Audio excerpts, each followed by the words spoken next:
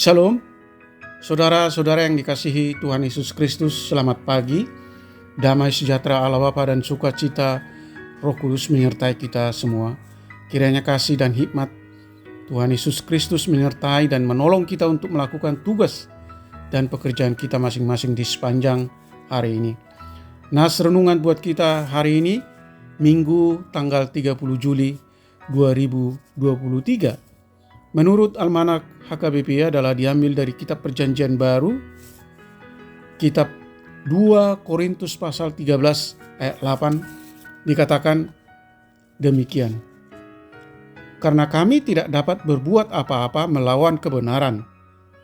Yang dapat kami perbuat ialah untuk kebenaran. Demikian firman Tuhan, tema renungan hidup dalam kebenaran. Saudara yang dikasihi Tuhan Yesus Kristus, di dalam hidup ini banyak hal yang kita hadapi, baik yang menyangkut hal-hal yang rasional ataupun yang irasional, bahkan yang transrasional. Kalau kita coba sederhanakan, maka hal itu dapat kita kategorikan kepada hal yang prinsip dan hal yang teknis. Jika sesuatu itu kita anggap sebagai yang prinsip, maka kita harus teguh berpendirian padanya. Namun jika hal itu kita kategorikan sebagai sesuatu yang teknis, maka kita bersikap fleksibel atasnya. Dalam nas ini Paulus menyadari bahwa dia tidak memiliki kekuatan untuk melawan kebenaran. Sebaliknya Paulus menyadari bahwa ia harus hidup dan membela kebenaran itu karena ia menyadari kebenaran sebagai sesuatu yang prinsip di dalam dirinya, bahkan menjadi jati dirinya. Mustahil ia berada di luar kebenaran itu, apalagi untuk melawannya, karena kebenaran itu adalah hidup dan keberadaannya.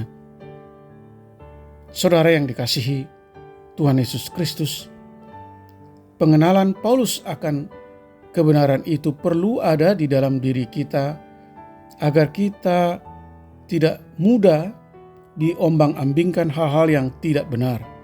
Secara sederhana, pengertian kebenaran dalam nas ini menyangkut iman kepada Yesus Kristus, ajaran dan kehendaknya.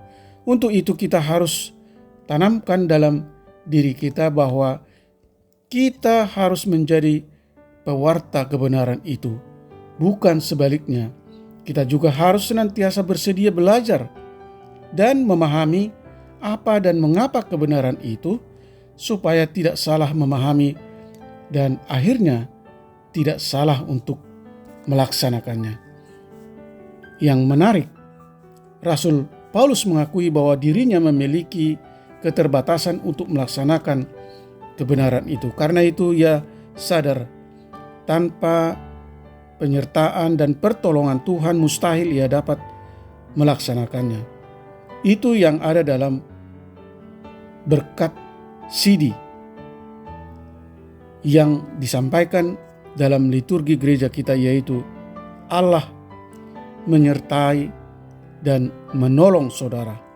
Saudara yang dikasihi Tuhan Yesus Kristus, baiklah kita melakukan kebenaran itu dengan sikap gembira dan sukacita, karena bila sesuatu dilakukan dengan gembira dan sukacita, hal itu menjadi sesuatu yang menyenangkan.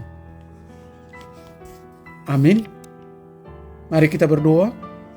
Terima kasih Tuhan, jika lewat firman-Mu di pagi ini kami boleh belajar dari keteguhan iman Rasul Paulus yang tahan uji karena telah melalui berbagai ujian, sikapnya yang murni dan mutu pelayanannya, semangatnya mendorong jemaat Korintus agar bersungguh-sungguh hidup dalam kebenaran dan dewasa dalam rohani, kuat di dalam iman dan menjadi sempurna di hadapan Tuhan sebagai pengikut Kristus.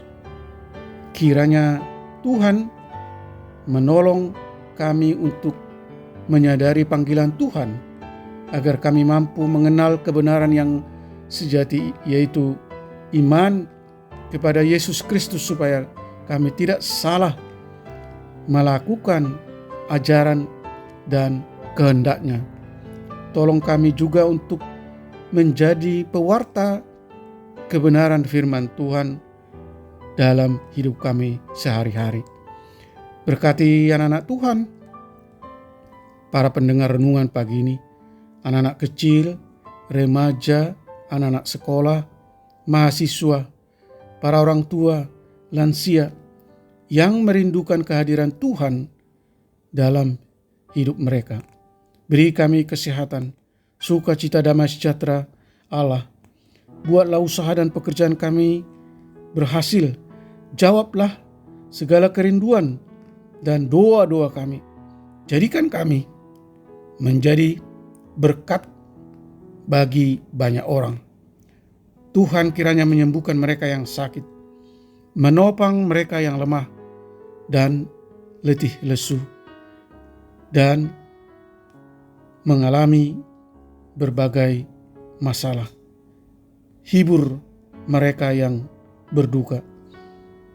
Tuhan kiranya memberkati para hamba-hamba Tuhan, para pemberita Injil, dimanapun mereka melayani dan memberitakan Injil, supaya semakin banyak orang percaya dan mengikut Yesus. Terima kasih Tuhan.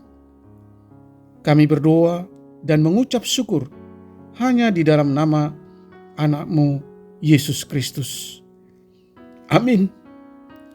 Shalom. Selamat hari Minggu. Tetap sehat.